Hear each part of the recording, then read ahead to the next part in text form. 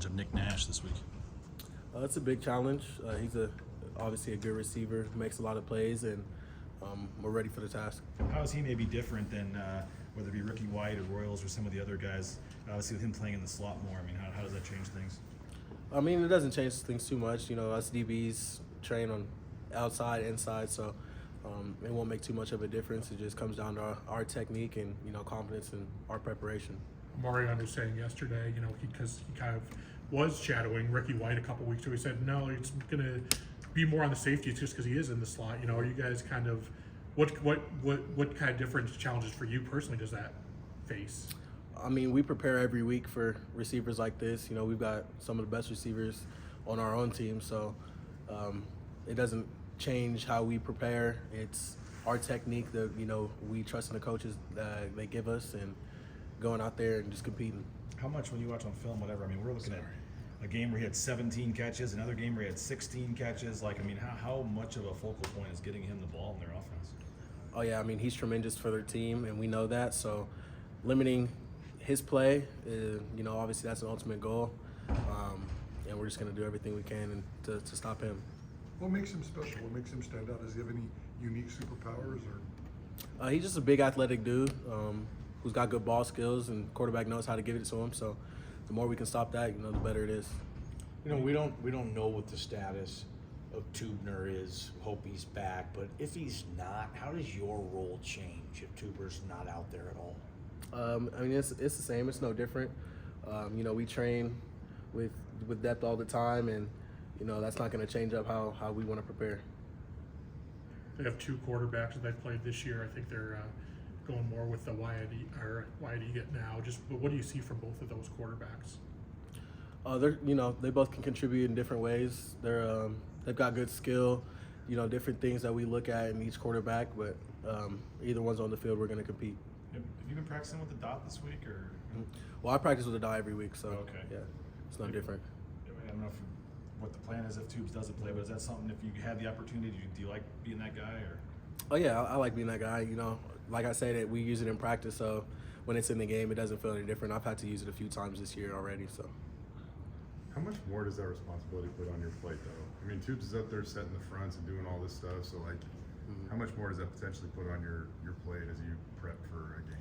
I mean, Chins does a great job of communicating to us, so when I hear it in there, just, bringing all the guys together and just trusting what he's telling me, and I can just relay it pretty easily to the team.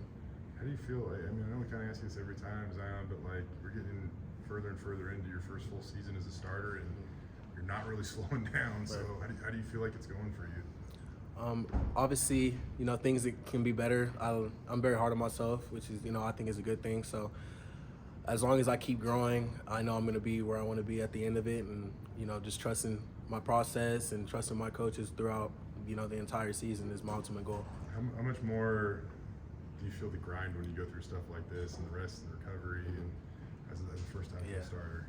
I mean, it's fun. This is what we, dream of your entire life, actually getting to be playing a huge role. And, like you said, with the grind, you feel your body getting beat up and everything, but it's great, you got to embrace it all. Zion, you said you're hard on yourself. What do you want to see yourself doing better? And then I guess on the flip side, what have you liked that you've done this year? I mean, there's not a specific thing that I'll just point out that I want to do better, but it just comes down to everything, whether that's pursuit, making plays on the ball, just bringing my brothers together. You can be better in every asset, so I'm just going to continue to grow in everything.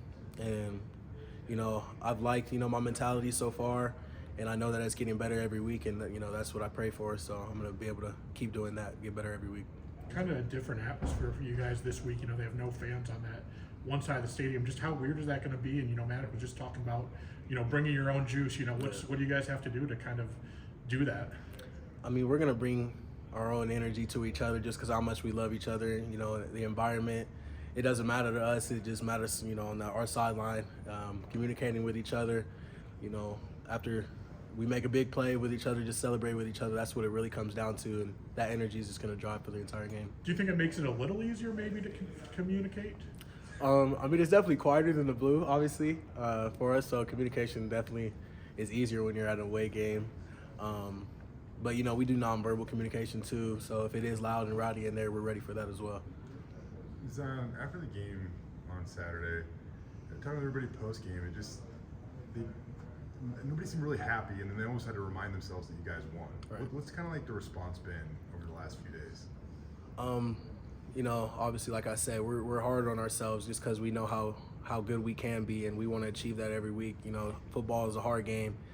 It's hard to win, so we do have to cherish the wins, but we know that when we can be better, you know, there's just things that we can fix and clean up throughout the week, and that's what we've been doing, making sure that we don't let things from the past come back to us, make sure that we make corrections on those things, and, you know, we keep getting better every week. Is it cliche to call it a wake-up call, or kind of on the other hand, is it just tough to win football games in November? I mean, everybody's beat up, and it's like who's doing the small stuff better at this point in time? So, yeah, is it a wake-up call, or is it just like, nah, this is November football? I don't know. What do you think? It's November football. That's how you can put it. You know, it comes down to the little things. You know, the margin of error is a lot smaller, so you got to be able to, you know, execute and, you know, for the whole entire season. It's great. Everybody's juiced up and ready in the beginning of the season, but who can sustain that for the entire season is what it really comes down to.